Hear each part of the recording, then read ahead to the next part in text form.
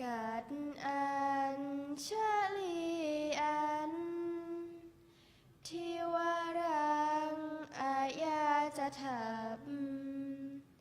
สันติทัสสัตตาปราชักขาชาติกาเทเสตุธัมมังอนุกรรมปิมังปะชัง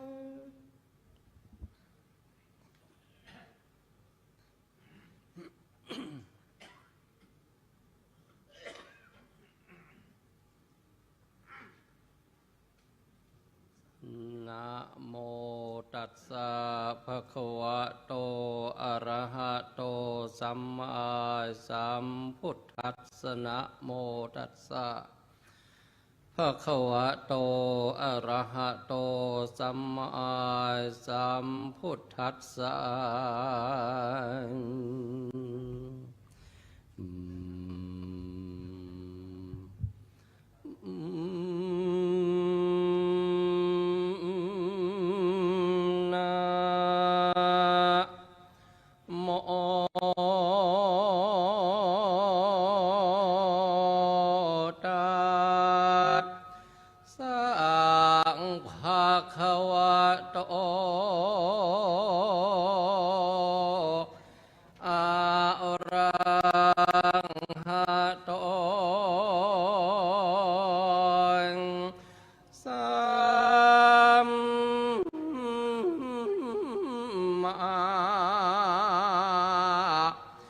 สัมพุทธัส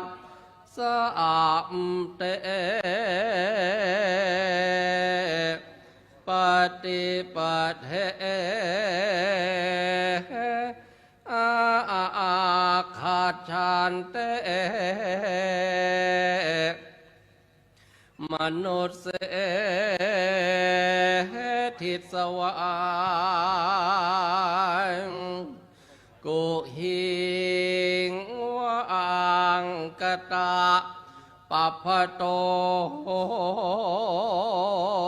ติปุจฉานติมนุสสาธุเรติวัฏฐานติเตนาวุตังยัตถิเกจิมนุษชาเอนติอนุมัคเขปฏิปัฏฐิมัคคันเตปฏิปุจฉามะกุหิงวังกันตาปัพพโตติเตตัสหามเหปัสสิตวันกรุณังปริเวเทวายุงทุกขันเตปฏิเวทเห็นติทุเรว ตาปัพพโต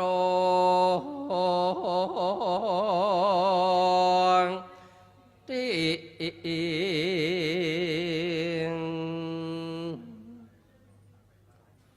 ขอถวายความเคารพพระเดชพระคุณหลวงพ่อพระธรรมวชิรโมลีเจ้าอาวาสวัดยานนาวาพระเถรานุเถระขอความสุขความเจริญจงบังเกิดมีแด่ญาติโยมสาธุชนพุทธเมธีชนทุกท่านในวโรกาสต่อแต่นี้ไปอาตมภาพจะได้ประคับประคองฉลองศรัทธาชี้แจงแสดงพระธรรมเทศนามหาชาติเวสสันดรชาดกหยิบยกเอาประวัติความเป็นมาของพระบรมศาสดาสัมมาสัมพุทธเจ้าเมื่อคราวครั้งเสวยพระชาติเป็นพระเวสสันดรก่อนจะเสด็จเป็นพระสัมมาสัมพุทธเจ้าซึ่งงานนี้ถือว่าเป็นงานบุญใหญ่ได้กุศลแรงในพระมรยสูตรท่านได้พรรณนาอานิสงส์ของการฟังเทศมหาชาติไว้ว่าผู้ใดใครผู้หนึ่งได้ช่วยกันจัดได้ช่วยกันฟังเทศมหาชาติจนจบ13 กัน 1,000 พระคาถาบูชาด้วยดอกไม้ธูปเทียนของหอมสิ่งละพันสิ่งละพันจบจนจบภายใน1 วันบุคคลผู้นั้นจะได้ไปบังเกิดทันสมัยพระศรีอริยเมตไตรคือจะได้พบแต่ความสุขความสวยความรวยความดีเสมอเหมือนกันหมดในวันนี้การเทศมหาชาติเข้ามาสู่ตอนที่4หรือกันที่4เรียกกันโดยความเคารพว่ากันวรรณประเวทซึ่งประดับไปด้วยพระคาถา57 พระคาถาได้กล่าวถึงการเสด็จเข้าป่าหรือประพาสป่าในการนี้ท่านผู้ใดผู้หนึ่งได้บูชาหรือได้สดับจะได้รับอานิสงส์ก็คือว่า 1. จะได้มีเพื่อนที่ดีมีน้ำใจ 2. จะมีเทวดาคุ้มครองตลอดเวลา 3. จะได้ลูกน้องที่มีความซื่อสัตย์สุจริต 4. จะเดินทางไปไหนใกล้หรือไกลก็จะได้ไร้อุปสรรคขวากหนาม 5. จะมีพวกฟ้องบริวารห้อมล้อมช่วยเหลือเจือจุนไม่ทุกข์ไม่ยากไม่ลำบากไม่ยากไม่จนในการวรรณประเวทนี้มีคณะท่านเจ้าภาพมากมายหลายท่านซึ่งการแสดงธรรมในวันนี้เป็นการเฉลิมพระเกียรติพระบาทสมเด็จพระเจ้าอยู่หัวสมเด็จพระนางเจ้าพระบรมราชินีและสมเด็จพระนางเจ้าสิริกิติ์พระบรมราชินีนาถพระบรมราชชนนีพันปีหลวงเจ้าภาพในการนี้ประกอบด้วยพระเดชพระคุณพระครูวิบูลย์กิจจานุยุตผู้ช่วยเจ้าอาวาสวัดยานนาวาท่านพระมหาธีรพัฒน์ธีระยาโนผู้ช่วยเจ้าอาวาสวัดยานนาวาพระประเสริฐเศรษฐยาโนและในคฤหัสถ์ญาติโยมก็ประกอบด้วยคุณสุจัญญาพานิชพาพักพาณิชคุณสุชาดาจิราธิวัฒน์คุณวิไลปิ่นชุมพลแสงด็อกเตอร์ศรีนวลคำดีและครอบครัว คุณมยุรีนวรัตโนภาสคุณเยาวมานวัชระเรืองศรีกลุ่มพนักงานชั้น1อาคารมหาเจษฎาบดินทร์ห้องพระบรมสารีริกธาตุสมาคมส่งเสริมความเจริญของพระพุทธศาสนาคุณยุพินหวังพึ่งตระกูลและครอบครัวคุณพันนีหวังพึ่งตระกูลคุณมุยเกียงกล้าอาสาคุณสมบัติตั้งจินดาวศคุณพรเพ็ญหวังพึ่งตระกูลคุณศักดามีบุญพูนทรัพย์คุณรัตนามีบุญพูนทรัพย์คุณบุญยเกียรติโชควัฒนาคุณบุญวิไลจารีชัยโยธินคุณสิทธิโชคธนทานวานิช ทานวาทิกคุณนันทวันเหล่าสินชัยคุณกิรณาเนื่องจำนงคุณสุภาพรอุดชินคุณกฤตตินคำแดงคุณวารุณีปิยจินดาคุณสุภกรปัทีปประเสนคุณสัญชัยจงวิสารคุณบวรรุ่งเรืองนวรัตน์คุณสมจินคลองมงคลกุลคุณปิยะเบญญาสารคุณยุทธนากระแสศิลป์คุณสมทรงบุรุษพัฒน์คุณศศินัทกุลประเสริฐศรีคุณจินตนาตั้งพาณิชดีคุณนาถนิฐาจิรายพงศ์จิรารยพงศ์คุณพัชรีหลินวัฒนานี่ก็คือท่านคณะเจ้าภาพผู้มีจิตเริ่มใสมีใจศรัทธาโดยเฉพาะบางท่านนี่มีชื่ออยู่ทุกปีอาตมาภาพก็ติดตามอยู่พอสมควรนะ ก็ขออนุโมทนาในกุศลเจตนาที่ท่านทั้งหลาย ได้มาบำเพ็ญบุญบำเพ็ญกุศลกันอย่างต่อเนื่องในการวันณประเวทนี้จะมีท่วงทีลีลาเป็นประการใดอาตมาภาพก็จะได้ฉลองศรัทธาว่าเป็นทำนองประจำกันให้ท่านทั้งหลายได้สดับรับฟังเป็นลำดับสืบต่อไปก็มีนักการบัดนี้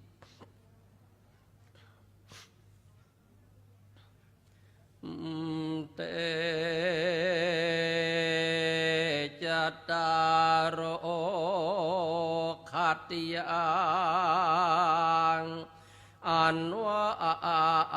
กษัตรากษัตรีทางสีพระองค์คือสมเด็จพระบรมคัตติยพงศ์พิชิตโมลีสิสุริยวเรศเวสสันดรปางเมื่อสันเดชนิราชพระนครดูอนาถทรงอุ้มพระชาลีแล้วก็ลีลาดไปโดยมัคคมลคางส่วนสมเด็จพระยอดกัญญาเยาวมานมาอาจมิงมัตสีงพระกรก็โอบอุ้มนางแก้วกนิษฐานา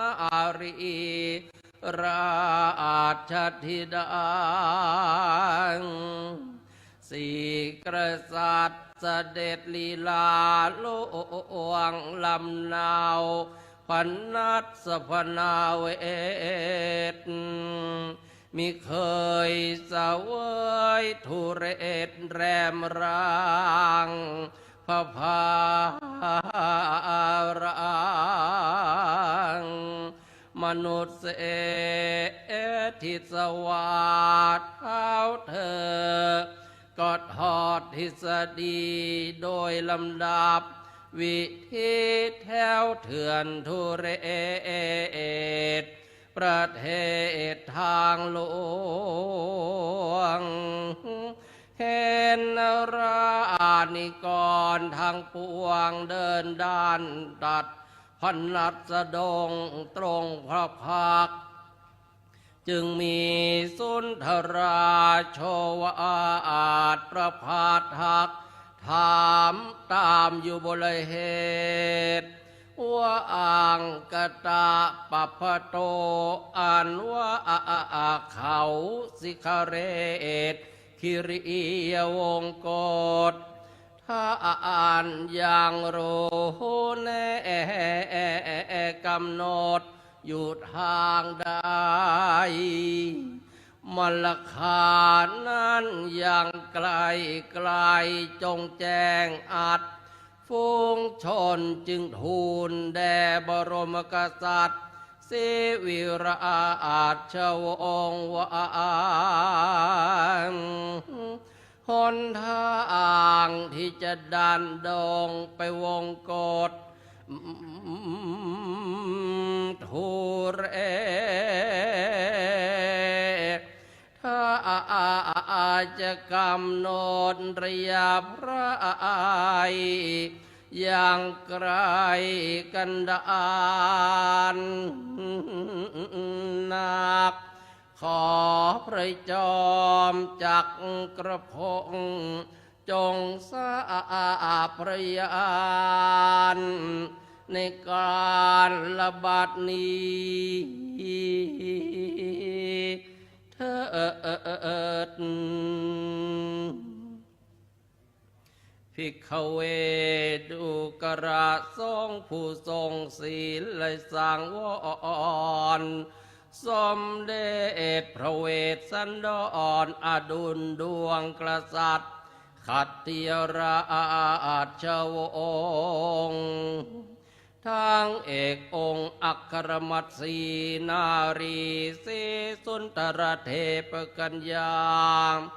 กับสองดารุณราชกุมาราร่วมชีวาตสี่กษัตริย์เสด็จยุรยาตมยามไรมีควรที่เท้าเธอจะตกแค้นใจจำจากพระพรัตพระกษัตริย์พระคัตติยราชวงศ์มาเสด็จในขวัญนัดแสดงดงดูอนาถนักนาเวทนา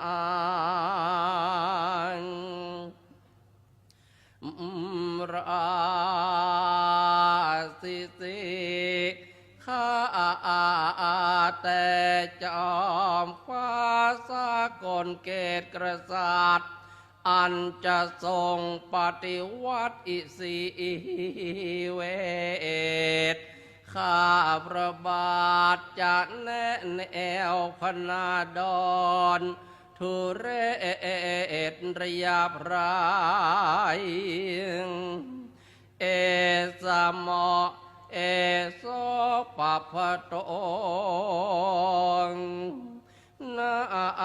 นคือคุณเขาใหญ่สูงเสมอเมฆและวิเวกเป็นวางเวิงเชิงชันช่องเป็นปล่องเปลวละหานเหี่ยวและหุบหอยตรอยตรกชะงอกงามทำชวางวงวางผู้ฟังเซโลลวนศิลาเลื่อมลายเป็นหลากสีบางก็ขาวเขียวขจีดำแดงแสงหมอกมึกหมนหมอกเมฆสลับกันบางก็เป็นแสงสีสว่างเลื่อมมาเรื่องโรดบางแห่งก็เป็นแสงวิเชียรช่วงโชดชัดชวานบางก็เป็นสีรั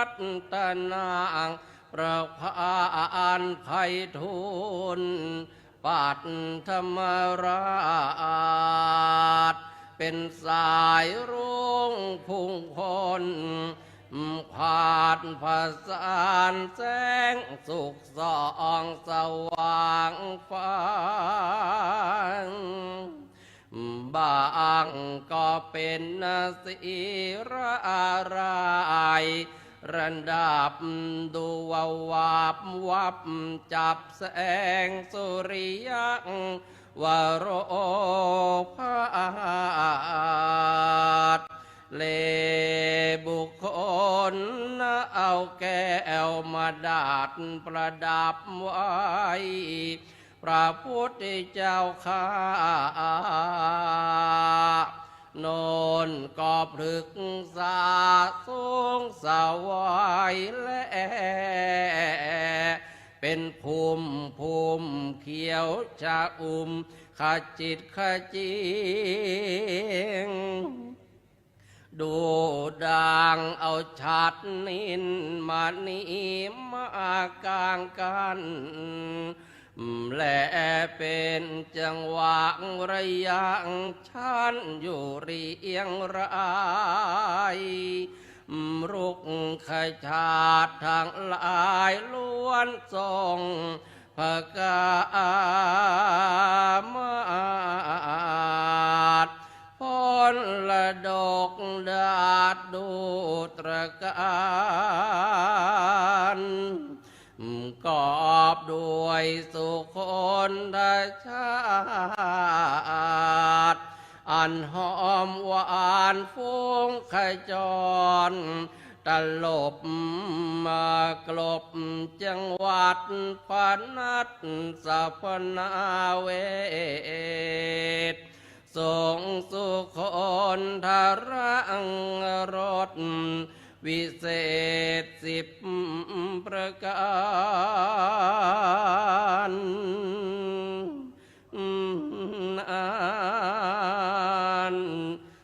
และ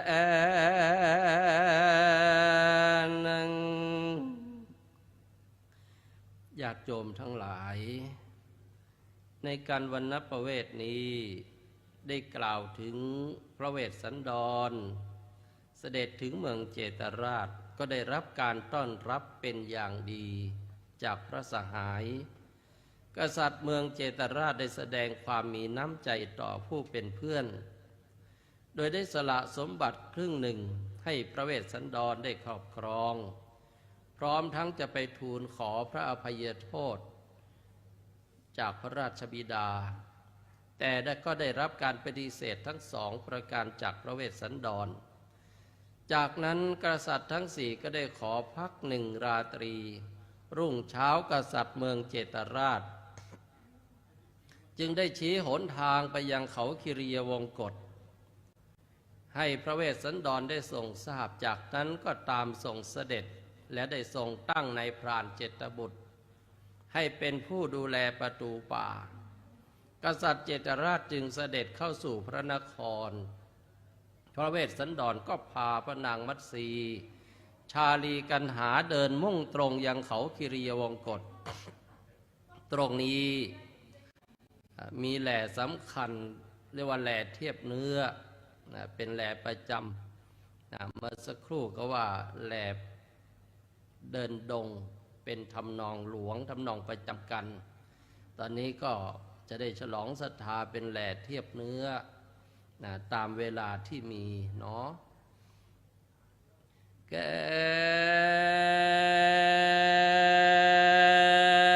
เป็น1114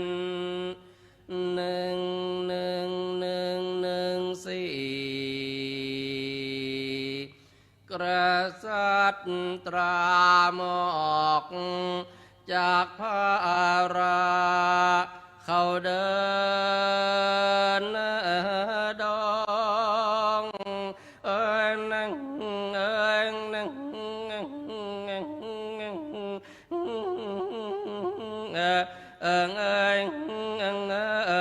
พระเวสสันดรสุนาริยวงศ์เท้าเธอองค์พอชาลีชอมนางมัตสีแม่กันนังระยาแก้วกันนากุมารีออกตามสันเดชประสาเมียมในจอรารีเป็นนายพรายโอทิพขากร ลงอ่อนอาบนาวเย็นเย็นเย็นตะละเย็นเย็นเย็นนาระยับลงไรไรชานีน้อยน้อยนะมันก็ห้อยกิ่งไม้ร้องรำพิรายอยู่บนยอดยางสี่กษัตริย์หนึ่งสดับเสียงสนองสำเนียงชะนีนางเอาวันพระไทยให้ระคางคิดถึงแหล่งสุรางที่เคยเรียงก่อนนะโอแจวแจวว่าแววเสียงสนองนะสำเนียงนะชะนีวอนเรียกผัวร้อยร้อยสำอ้อยอ่อนเที่ยวเร่ร่อนเอ้ยวารำพิรายมาร้องเรียกว่าผัวว่าผัว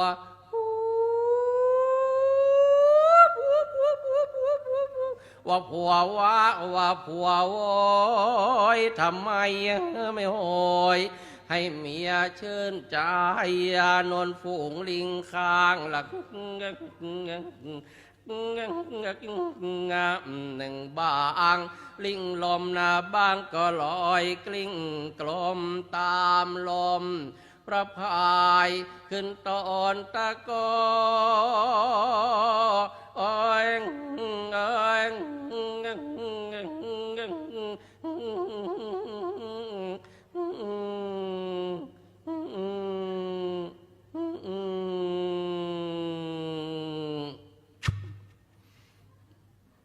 ลิงขึ้นต้นไม้ไม่ได้ซะแล้วต้นตะโกเมื่อเช้าฝนตกมันรื่นเหลือเกินนะญาติโยมทั้งหลายตรงนี้ส่งเสด็จพระเวสสันดรนะท่านทั้งหลายที่ได้มาร่วมกันฟังเทศในกันนี้นะสวนาอานิสงส์ก็จะเกิดขึ้นยศก็จะได้เลื่อนเงินเดือนก็จะได้ขยับไม่มีตกต่ำ ขึ้นสู่ที่สูงทะเยอทะยานเนาะส่งเสด็จพระเวสสันดรบางก็ลอยกลิ้งกลมตามลมพระพายมาจับตะโกตะเกียกตะกายตะเกียกตะกายตะเกียกตะกายตะเกียกตะกายตะเกียกตะกาย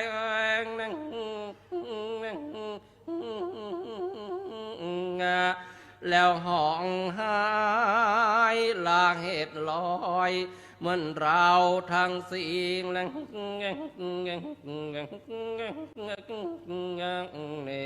มาเดินพลายไม่เห็นจะมีใครจะมาติดตามต้อยเป็นเวรมาซ้ำโอนะเป็นกรรมมาปล่อยสัตว์ให้เลื่อนลอยจากภา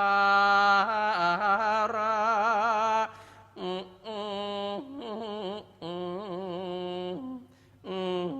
นานและ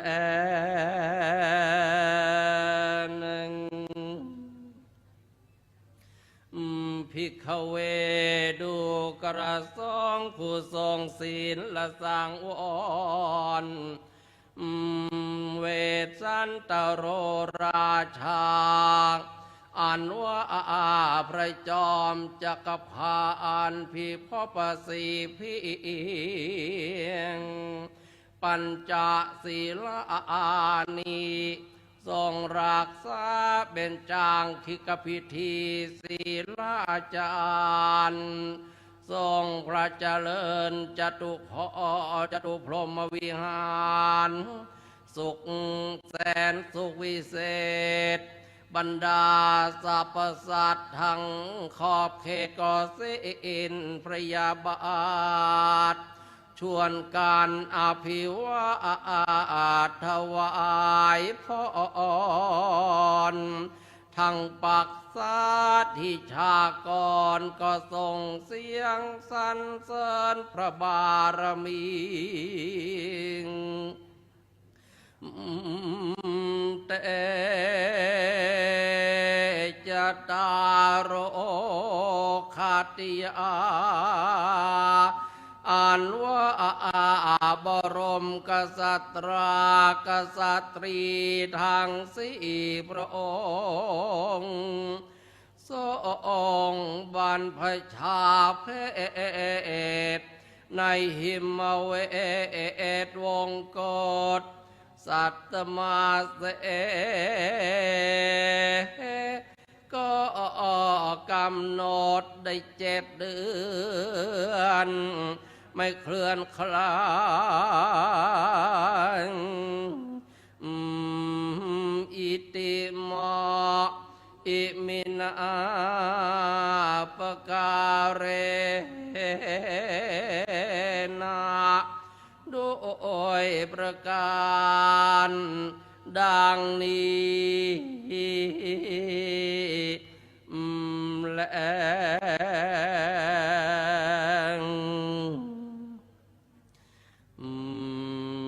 นิเวลการบ่าย12 โมงเกินก่อนจากนอลาเดินกลับไปปานจะทอนจงน้อมคำนับแล้วรับเอาพรจากชานเสียก่อนสกล4 ประการอายุแทนแค่100แต่จะมากหรือน้อยอย่าต่ำกว่านั้นวันนักชวีให้มีสีสันผุดพองผิวพรรณหน้าเหมือนดังจันทร์แผ่นนาส่วนสุขะขอให้สุขขีสุขอย่ามีวันวายให้เวนให้สุขดีให้มีสีเด่นในสุขกระเด็นดังดวงดาวให้สุขแพ้อยากแพ้ทุกข์จันเริญสุขในยาได้โศกเศร้าสุขจนนับฉันแรโอกายแก่กายเท้าพลังโยมละเอาก็อย่าได้ร่วงโรยราพลังนักกำลังก็ขอให้โยมตั้งมั่นในโสดาบันที่ยิ่งใหญ่ด้วยอำนาจจิตรูปเนรมิตนาถวายฝากคุณโยมเขาไว้ให้ทาวรอิทธิตังโอนาปัตที่ตังให้สมดังที่รูปอวยพรปลิออกจากอกให้ดับโลกคลายร้อนหยุดพิมพ์แลพรฉันเลยลดคำพีในอ่างนวสานเป็นการสิ้นสุดย่อหน้าสมมุติจบแลพรกันเท่านี้จะกล่าวแลลาต่อเวลาไม่พอจะมีขอให้คุณโยมที่มาเป็นเจ้าภาพในวันนี้จงสุขขี โชคดีกันหมดทุกคน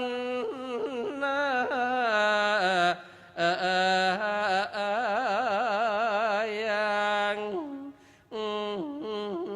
นั้นและนังวันนัปเวสนกันดังนิทธิตังประดับด้วยพระคาถา57 พระคาถาก็สมสมัยได้เวลาอาตมภาพได้ชี้แจงแสดงมาโดยสมัยก็ขอสมมุติยุติลงคงไว้แต่เพียงเท่านี้เอวังก็มีด้วยประการฉนี้